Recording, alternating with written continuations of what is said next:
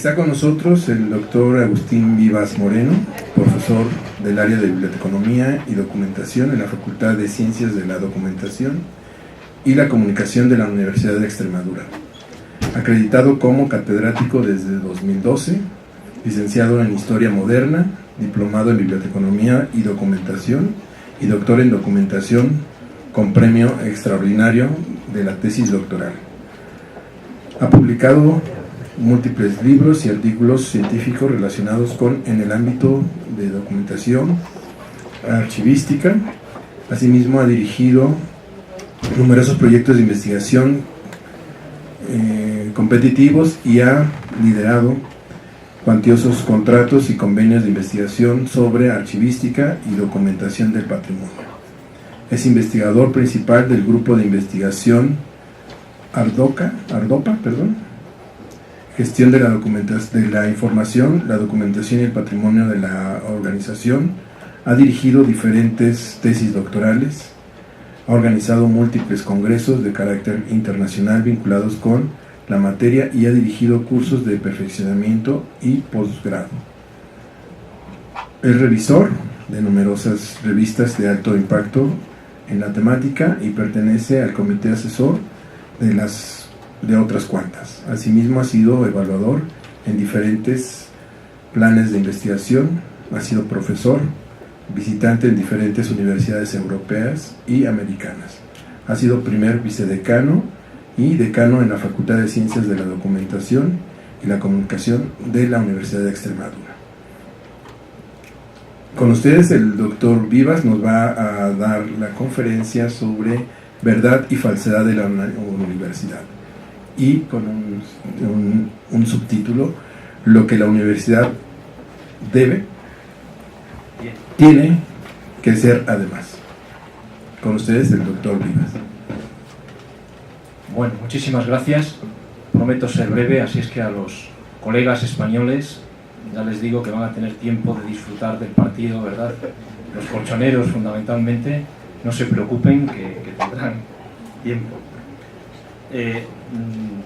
Debo comenzar, en primer lugar, agradeciendo, naturalmente, al Instituto de Investigaciones Bibliotecológicas y al Departamento de Biblioteconomía y Documentación de la Universidad Complutense por haberme invitado a impartir la presente conferencia, y naturalmente también a todos ustedes, lógicamente, en fin, por la gentileza de atención que van a prestar y por estar ustedes presentes, naturalmente.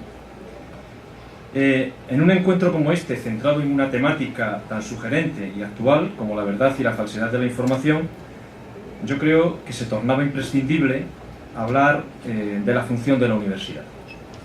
Ciertamente, ya se ha comentado en la anterior mesa, la posverdad, identificada como verdad emocional, la formación de la opinión pública o la corrupción y la desinformación existente, trae consigo que hablemos naturalmente de la función de la universidad.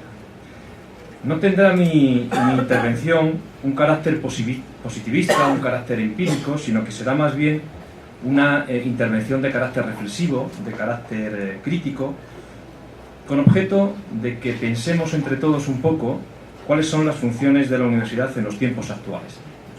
Muchas cosas ya se han dicho en la anterior mesa. Procuraré, por tanto, que mi intervención sea más racional que puramente lineal, teniendo por esencia, pues esto, mover un poco las conciencias, ¿no? Ya les digo que no acostumbro yo a leer las ponencias, pero en esta ocasión sí que lo voy a hacer, dado el carácter un poco introspectivo, el carácter ponderado que he intentado dar a mis palabras, y creo que será mejor. Bien, el subtítulo de nuestra intervención no es baladí.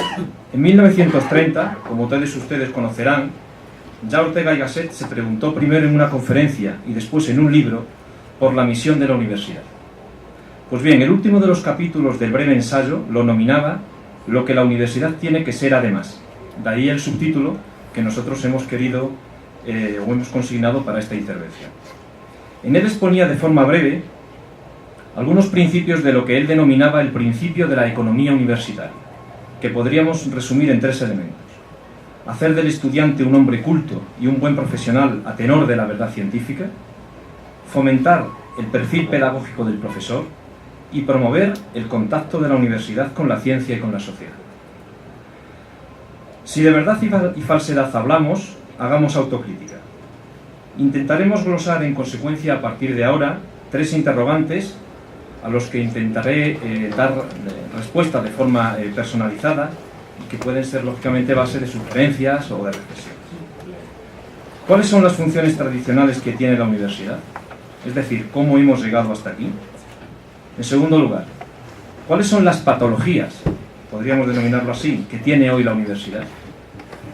Y en tercer lugar, ¿qué es lo que desde mi punto de vista, más allá de sus tradicionales funciones, debe ser la universidad? Naturalmente, la universidad no ha sido hoy ni ha sido nunca un recinto aséptico de sabiduría, sino una institución que encuadra su afán intelectual en un contexto histórico determinado. La subsistencia económica, el empeño por la autonomía política, las constantes luchas de poder, ¿verdad?, las reticencias a las novedades pedagógicas o las confrontaciones teóricas y científicas han sido características que a modo de bajo continuo se han mantenido en la historia de la universidad. Si tuviéramos que segmentar la historia de la Universidad de Occidente en periodos, estableceríamos didácticamente 5 etapas o 5 periodos que mencionaremos muy telegráficamente. En primer lugar, una etapa medieval o de afianzamiento, donde en este periodo la universidad tiene como característica principal su regionalización, esto es, la vinculación de las universidades emergentes a los reinos medievales. Tiene lugar en el marco del renacimiento urbano del siglo XII, donde se dan las asociaciones gremiales y entre ellas surge la universidad como una corporación de los dedicados al aprendizaje institucional. Se apoyan, como ustedes conocen, en el derecho canónico, en el derecho romano, el método dialéctico, el derecho de admisión y aprobación de los aprendices, y tienen, evidentemente, protecciones pontificia y regia, donde la universidad acaba diviniendo en una institución docente con otorgamiento de grados reconocidos. En segundo lugar, habría una etapa moderna o de clasicismo, donde las universidades superan este ámbito puramente regional. Surgen las universidades mayores de la monarquía hispánica, cuyas constituciones y estatutos fueron exportados en gran medida a América. Se trata de universidades al servicio del Estado moderno, recién instaurado, de la Iglesia Católica.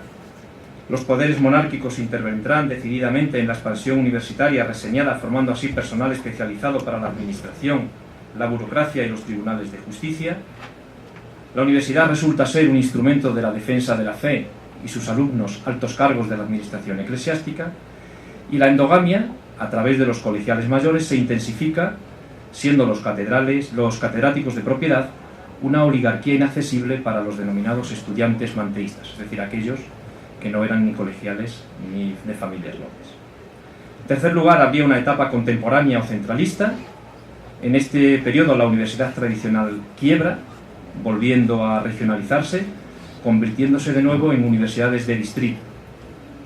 Muere el modelo clásico universitario y surge el modelo burocrático, el modelo liberal, el modelo centralista, que subsistirá en sus tonos hasta bien entrado el siglo XX. Por ejemplo, en España son características de este momento la dependencia de las universidades del ministerio de turno, de Fomento normalmente, la designación de los rectores por parte del ministro, la creación del cuerpo de funcionarios catedráticos, la creación de facultades superiores o la organización de las universidades en 10 distritos.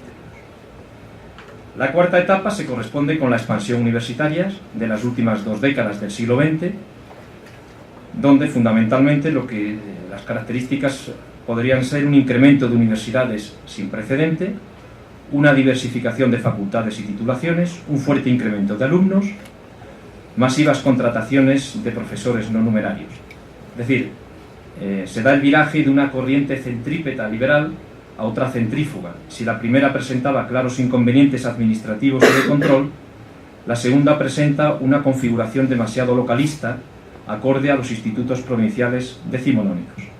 La universidad pasa a depender en demasía de los poderes políticos más cercanos, perdiéndose así dosis de independencia y ganando docilidad. Y por último, en Europa nos encontramos en la última etapa con el proyecto homogeneizador europeo, con la Declaración de Bolonia de junio de 1999 y el establecimiento del Área Europea de Educación Superior. se abre una nueva etapa con amplias potencialidades e incertidumbres. La homogeneización de la oferta educativa, el reconocimiento de estudios a nivel europeo, el incremento de la competitividad, el salto de una cultura centrada en la oferta a otra basada en la demanda, la movilidad estudiantil y del profesorado serían características. Asimismo, las soluciones humanistas e integradoras salen muy perjudicadas, dado que son las necesidades operativas, la demanda ejecutante del mercado, la búsqueda de la rentabilidad y los formalismos técnicos los que caracterizan este nuevo ámbito que se nos abre. Y todo ello en el marco de amplios grupos de investigación que son gestionados como sociedades empresariales. Y con todo un mayor componente práctico y una búsqueda de competencias concretadas en conocimientos, habilidades y destrezas para afrontar con garantías la práctica profesional. La universidad en esta última etapa, fruto del contexto, naturalmente, se incardina, como todos ustedes conocen, en la denominada sociedad de la información, base del problema que en realidad nos ocupa, cuyas características pudieran explicitarse en que por primera vez la información y la transmisión de conocimiento pueden ser elaborados por todos y para todos, se facilita la universalización de lo digital y el acceso a sus prestaciones, y por último tiene lugar la consolidación de lo audiovisual como medio universal y dominante de comunicación. Pues bien, la combinación de estos procesos de transformación, con orígenes y desarrollos diferentes, pero hoy por hoy confluyentes, es lo que nos está permitiendo asistir a una de las mayores transformaciones de la historia de la humanidad, que se está entreviendo lógicamente en la institución universitaria. Quería hacer aquí una puntualización. No estamos plenamente de acuerdo con el concepto sociedad del conocimiento. Como tendré ocasión de comentar luego, la identificación de sociedad de la información y sociedad del conocimiento refleja una tendencia cada vez más intensa, la reducción del saber a datos. El acceso a los datos, también se ha comentado esto en la anterior mesa, el acceso a los datos no es nunca saber. Los datos son elementos para el saber. Los datos aislados o simplemente acumulados no son saber. Únicamente en conexión articulada, componiendo una figura, proporcionan conocimiento. El que sabe no puede ser externo a nosotros. Es el hombre el que tiene que pensar inexorablemente, es decir, hacer funcionar esos datos en una estructura de manera que respondan a una pregunta con sentido y ocupen su puesto en un sistema coherente. Esto lo decimos porque esta tendencia, como después intentaré mostrar, está influyendo decididamente en el quehacer universitario, lo cual incide a pervertir la verdad científica. Llegados a este punto, explicitaré de forma muy breve algo que ustedes ya conocen. ¿Cuáles son las funciones tradicionales que tiene encomendada la universidad y que ya fueron expresadas por Ortega? Las mencionaremos también de forma breve, haciendo saber de antemano que en todas ellas la verdad científica resulta ser sustento. En primer lugar, naturalmente, la docencia o la formación. Entendemos que se trata de una función consustancial al espíritu universitario y debe estar basada en el aprendizaje permanente como marco de referencia. Ello supone al menos tres elementos.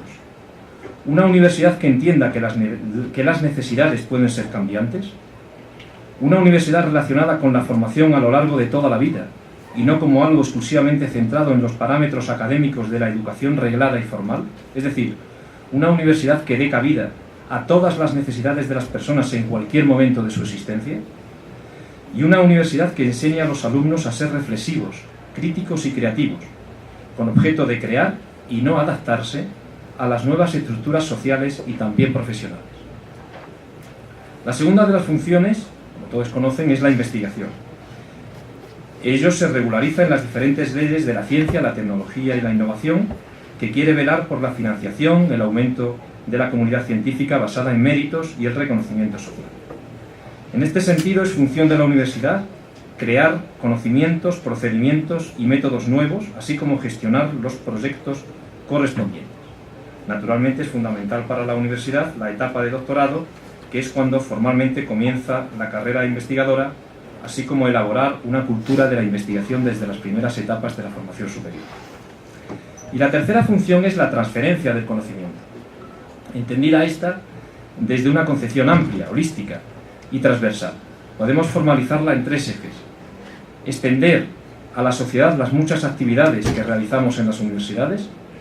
Creo que se trata esta de una función esencial para fomentar el desarrollo cultural y social de nuestro entorno de referencia, transferir el conocimiento y fomentar y difundir la cultura científica, e impulsar el emprendimiento y la innovación. Con todo, sin embargo, uno constata, cuando observa desde dentro, podríamos decir desde las tripas, ¿verdad?, la universidad, cómo ésta soporta una serie de problemas que podríamos calificar como de patologías y que es conveniente que ahora que demandamos la verdad, identifiquemos y sistematicemos, para aclarar posteriormente qué es lo que la universidad debiera ser además. La primera patología que vemos en la universidad de hoy tiene un carácter propiamente filosófico, seguimos a Lyotard para ello, y es la automatización del saber. Como resultado de la transformación general a la que estamos asistiendo, ya desde hace años, la naturaleza del saber no está quedando intacta. Todo lo que en el saber constituido no se ha traducido al lenguaje máquina será dejado de lado. De esta forma, los productores y los utilizadores del saber deberán poseer los medios de traducción suficientes. Con ellos se denomina lo que Lyotard denominaba una potente exteriorización del saber. Aquel principio según el cual la adquisición del saber es indisociable de la formación del espíritu y de la persona está siendo dejado de lado a pasos agigantados.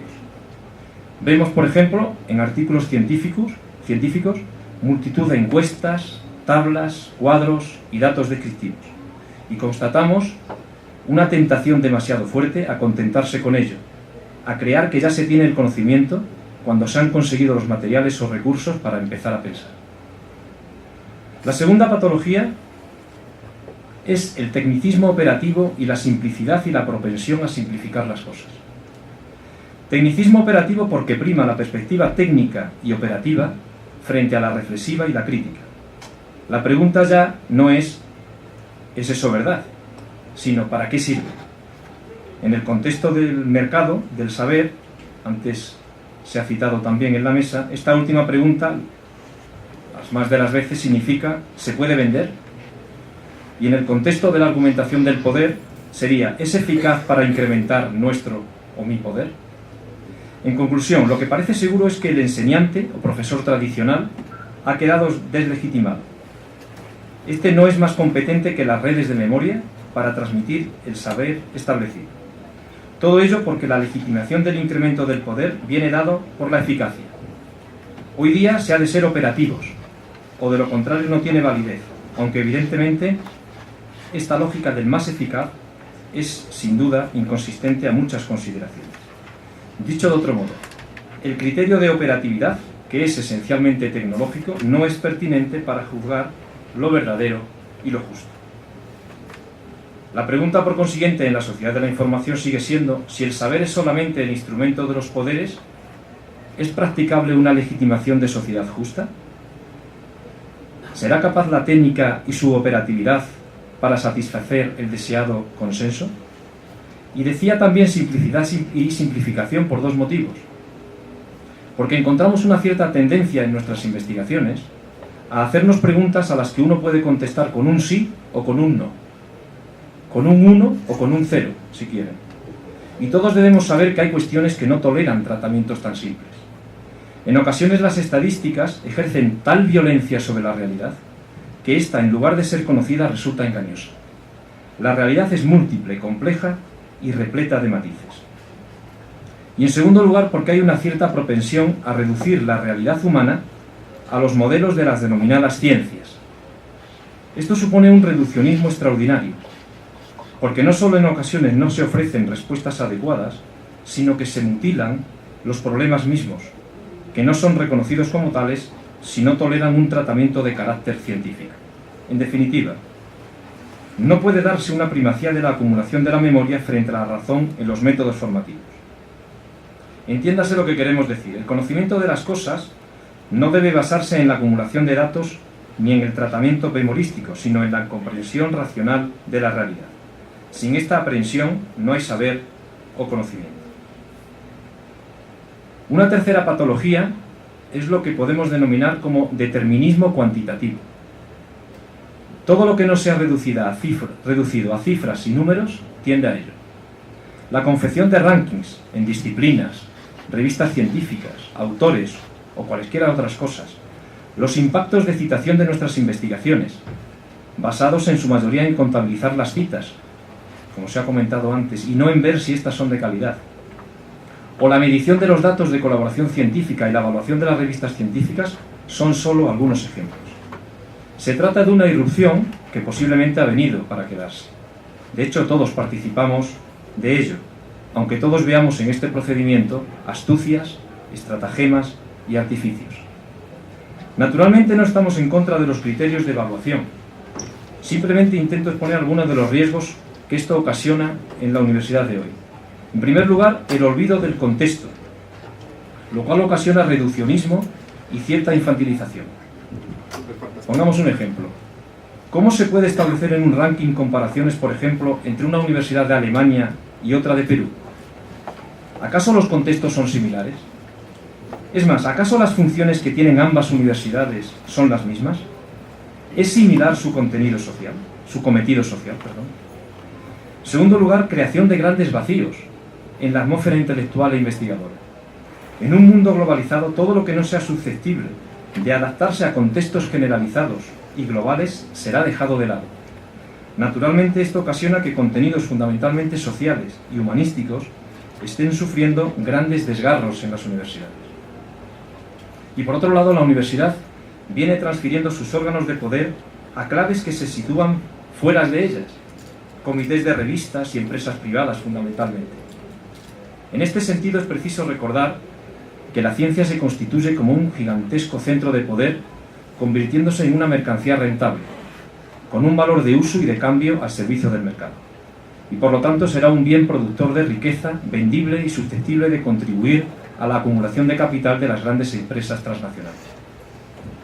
En definitiva, el determinismo cuantitativo y los criterios de evaluación seguidos, a decir de algunos, ocasiona un olvido de las ciencias del espíritu, un primitivismo intelectual y un reduccionismo de la realidad. Otra de las patologías es la primacía de la visión de la universidad como institución para el empleo y la capacitación. Vemos cómo hay una tendencia cada vez más fuerte de primar por encima de todo la función que lógicamente tiene la universidad, consistente en conseguir que los estudiantes adquieran destrezas, capacidades y competencias para conseguir un empleo. No estamos naturalmente en contra de ello. Sin embargo, pensamos que la universidad tiene una función crítica y social prioritaria, consistente en la creación de una masa crítica y la producción del conocimiento desde las acciones de innovación, creatividad y pensamiento complejo. Frente a la capacitación laboral y los criterios operativos y puramente técnicos, la universidad tiene que verse implicada y comprometida para resolver las necesidades del futuro de la humanidad. Esto es, tiene que participar en la elaboración de estrategias para dar respuesta al compromiso de desarrollar seres capaces de transformar su entorno social. Si no es así, pudiera entenderse que lo que realmente se busca es un alejamiento de los criterios integrales y humanistas en beneficio de la razón operativa, técnica y empresarial. A riesgo de resistir presiones externas, no creo que debamos confundir la misión de la universidad con la de las empresas. Se emplearán como argumentos la falta de competitividad, el alejamiento de la realidad, entendida como aceptación de la misma, o las competencias y prácticas que debieran conocer los egresados. Todo ello, aún inconscientemente, forma parte del desmantelamiento de la universidad como institución formadora y crítica, donde, como decimos, debe primar los criterios reflexivos. Y es aquí donde encontramos una última patología: la falta de una autonomía universitaria efectiva. No podemos entender mal el concepto de autonomía. Como dice algún autor, la primera adversidad de una visión integral de la universidad es la autonomía mal entendida, que se constata como espíritu aldeano, provincianismo o catetismo. La autonomía universitaria, al margen de los órganos políticos del entorno, más que un derecho, es un deber hacia la sociedad concreta que la rodea. En consecuencia, la autonomía tampoco debe ser vista como un alejamiento de la sociedad o constituirse en una isla sin rendirle cuentas a la sociedad. En este sentido, la ausencia de leyes de financiación que den estabilidad a las universidades resulta ser un inconveniente extraordinario para que ésta cumpla fielmente con sus funciones sociales y así perfilar las bases de una masa crítica. En definitiva, consideramos que la universidad no debe ser nunca una institución dócil.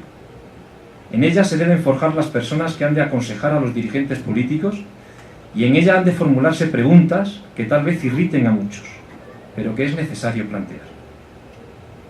En definitiva, considero como principales patologías de la universidad la automatización del saber, el tecnicismo operativo y la simplicidad y la propensión a simplificar las cosas, el determinismo cuantitativo, la primacía de la visión de la universidad como institución para el empleo y la falta de una autonomía universitaria efectiva. Sin embargo, entiendo que puede haber una universidad alternativa. Intentaré exponer muy brevemente algunas ideas, basadas lógicamente en algunos autores también, sobre lo que la universidad tiene que ser además, sobrepasando a las funciones tradicionales mencionadas. En primer lugar, la función social y crítica como objetivo. La universidad debe tener, entiendo yo, como primer objetivo su función social y crítica en defensa de la libertad y la igualdad de los ciudadanos. Entiendo libertad como la facultad que tiene el hombre de poder construir su propio futuro de manera consciente, fruto de una deliberación racional. Si ésta se encontrara arrebatada, la función social de la universidad debe ser deliberación. En consecuencia, es objetivo de la universidad transformar la realidad, utilizar los resortes científicos en beneficio de la sociedad que le da cobijo y perseguir la igualdad de oportunidades para todos, discerniendo lo verdadero de lo falso. Esto es, la universidad debe ser referente en los intentos científicos de distinguir la verdad y la falsedad. En segundo lugar, la cultura humanista y el pensamiento complejo como instrumento. En una sociedad como la que vivimos, y en consonancia con lo que venimos diciendo, la universidad entendemos que debe fomentar el espíritu humanista frente a los criterios técnicos y meramente operativos, y el pensamiento complejo frente a simplificaciones y reduccionismos. Al sistema educativo universitario le compete formar estudiantes con una gran sensibilidad social. Y esto considero que se logra con una formación humanista, al margen naturalmente de las competencias propias de los estudios en cuestión. En definitiva, a la universidad le corresponde el estudio de la realidad, que es compleja y llena de matices. Y este análisis requiere de dos componentes, uno teórico, porque al estudiar la realidad conocemos el saber de la naturaleza y de la sociedad, y otro práctico, porque la cultura es el instrumento que encontramos para transformar la realidad, esto es, para que todos tengamos las mismas oportunidades y las minorías dirigentes puedan ser cambiantes. En tercer lugar, la universidad debe ser la institución por antonomasia que utilice la palabra como método. En realidad, en la universidad, mediante la palabra se recibe y comprende la realidad de las ciencias y los saberes, y ésta se reelabora. Es decir, la palabra es el método fundamental de actuación de la universidad. Mediante la palabra se analiza científicamente la realidad, se difunden los resultados de la investigación, se juzga éticamente la realidad y se exponen los medios para transformarla. Ahora bien, la palabra universitaria no se trata de la palabra populista, sino de la palabra rigurosa y analítica que despierta la conciencia colectiva y que indaga y rastrea la verdad científica. En cuarto lugar, la universidad debe emplear el debate y el enfrentamiento como talante. Entiéndase bien, si la universidad tiene por objeto la búsqueda de la verdad y la función social de transformar la realidad, el talante no puede ser de conformismo, docilidad o conciliación. En este sentido, la universidad debe utilizar el debate y la palabra científica como forma de desafiar a la realidad imperante. El enfrentamiento es pues una característica importante del quehacer universitario, justamente porque contrapone el método racional, el espíritu riguroso y la verdad científica a la realidad que en ocasiones es irracional, fundamentada en desigualdades, arbitrariedades y tradiciones. En definitiva, el talante universitario debe ser activo y beligerante con aquella realidad estructurada en términos de flagrante y racionalidad. En otros términos, de reivindicar la verdad científica frente a falsedades, engaños o convencionalismo. En quinto lugar, defendemos aquella universidad que utilice la formación y el aprendizaje como marco de referencia. Como dijimos anteriormente, consideramos que las universidades deben adaptarse a los diferentes contextos en que se ubiquen y ese ajuste debe realizarse desde la creatividad y la innovación. En otros términos, debemos enseñar reflexión, crítica y creatividad para que los alumnos entiendan que tienen que crear y no adaptarse a las nuevas estructuras sociales y profesionales.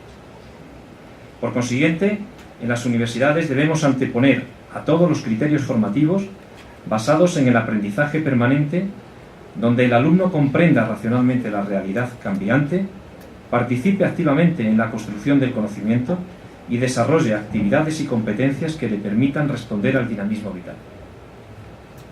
Y en sexto y último fin, la universidad debe ambicionar la utopía como fin. Naturalmente, la universidad en este camino de nuevas funciones encontrará múltiples resistencias y dificultades. Dificultades económicas provenientes de los pocos recursos de que dispone. En otros términos, ¿podrá ser libre una universidad que depende de recursos económicos externos fundamentalmente? ¿Podrá una universidad que busca la transformación social apoyarse en quienes no salen ventajosos de dichos cambios? Dificultades de carácter social, provenientes también desde el interior de la propia universidad. ¿Acaso quiere ser perturbado en sus intereses el alumno? ¿No prefiere una preparación técnica frente a aquella otra que ponga en tela de juicio su compromiso ético con la sociedad? ¿Acaso no le es más rentable al profesorado utilizar a la universidad como trampolín político o como dispositivo rentable de las entidades empresariales o de los cargos institucionales? Sin embargo, a pesar de todas estas dificultades, la universidad debe buscar institucionalmente la utopía. Hay que estar convencidos de la importancia que la universidad tiene en el futuro, no solo desde un punto de vista científico-técnico y en consecuencia económico, sino también desde un punto de vista social. Hemos de seleccionar bien a los profesores. La institución necesita de docentes comprometidos. Hay que procurar ir ganando en autonomía universitaria. Hemos de buscar la proyección social para que la universidad, a través de la cultura y la producción intelectual, beneficie al conjunto de la sociedad, fundamentalmente a los más desfavorecidos. Hemos de saber discernir lo verdadero de lo falso y no ser corresponsables de una sociedad dirigida. Y en definitiva, la universidad debe ir constituyéndose poco a poco en conciencia de la sociedad, en la búsqueda de la igualdad, la justicia y la libertad. Concluyo. Ahora que hablamos de verdad y falsedad, si acaso las universidades no sirvieran para todo esto, mejor que las condenemos a garrote vivo. Muchas gracias.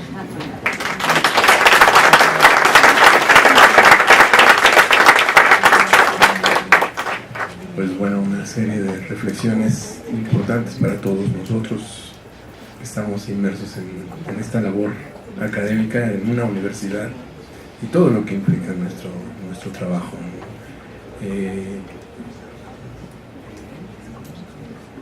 Habría, a ver si alguno tiene un comentario. Tiempo para un comentario. Hay pues, bastantes puntos, ¿no?, interesantes dentro de todo esto que nos plantea Agustín, ¿no? Hace mucha reflexión demasiada, ¿no? Esta parte donde él hace hincapié a la automatización del saber y todo esto que estamos viviendo con esta automatización. Bien, si no hay algún comentario, creo que nos dejaron todos este día bastantes tareas, bastantes puntos que analizar desde las visiones que cada uno está realizando, desde las investigaciones que se están realizando, desde los trabajos de investigación en los posgrados que se están realizando. Creo que cada un punto de este día de las conferencias y de la sesión nos dejó bastante trabajo. Sí, doctora. Bueno, quiero que antes que nada felicitar al doctor Vivas, me encantó su presentación y nada más un detalle. Me gustaría saber si has pensado cómo solucionar el problema presupuestal, porque esa es una camisa de fuerza que tienen todas las universidades en todo el mundo, porque si no hay determinada cantidad de egresados, entonces no trabajamos. Si no hay determinada cantidad de artículos, no trabajamos. ¿Tú tendrías alguna alternativa para el problema presupuestal? ¿Has pensado en algo? Hombre, yo creo que lo ideal sería que existiera una ley de financiación, es decir, que existan leyes de financiación para las universidades, al margen de los números de alumnos que se tengan o de la producción científica. Es decir, no debe estar la financiación de las universidades al albur de los poderes políticos cambiantes. Es decir, yo creo que naturalmente las leyes de financiación son absolutamente imprescindibles en cualquier comunidad. Es decir, me parece que esa sería la solución. Por tanto, habría que intentar buscar esas leyes de financiación, que se aprobaran esas leyes de financiación que den también una cierta estabilidad e independencia a la universidad.